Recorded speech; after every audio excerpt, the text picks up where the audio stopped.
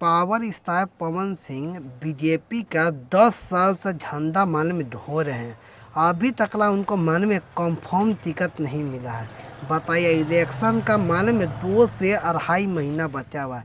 बताइए, इतने power star Pawan Singh इतने बड़े लेवल का हो के अपने पैसा में सब कुछ इनको पास है, बाकी इनको चुनाव इस बार लड़ना है।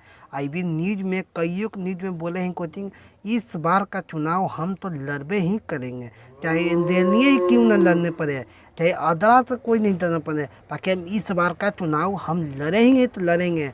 क्योंकि बीजेपी ना जेडीयू चाहे आरजेडी से ही क्यों नहीं लड़ना पड़े, बाकी हमको इस बार का चुनाव हमको लड़ना है। भारतीय जनता पार्टी अभी तकला टिकट इनको कंफर्म नहीं हुआ है। बताइए, मेरा वीडियो से शायद उनको कंफर्म टिकट भी मिल जाए। और लोकसभा का भी चुनाव मान में लड़ना चाहते हैं, माने में पावर स्टार पवन सिंह। आप देखिए कहाँ से इनको टिकट मिलता है।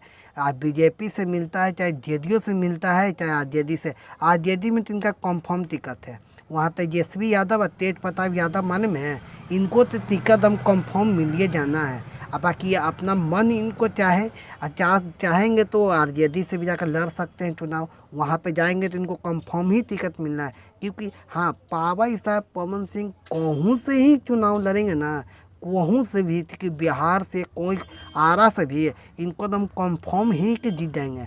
काहे कि पावर स्टार पवन सिंह का इतना फैन है ना, मत पूछिए। इसी कारण पावर स्टार पवन सिंह चाहते हैं कोची, क्योंकि हम इस बार का कोई हालत में ही चुनाव लड़ेंगे।